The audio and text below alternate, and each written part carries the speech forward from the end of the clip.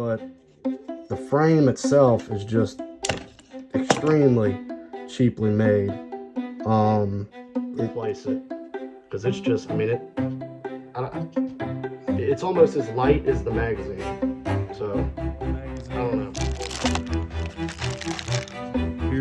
Here's the gun itself, kind of similar to the Glock frame there.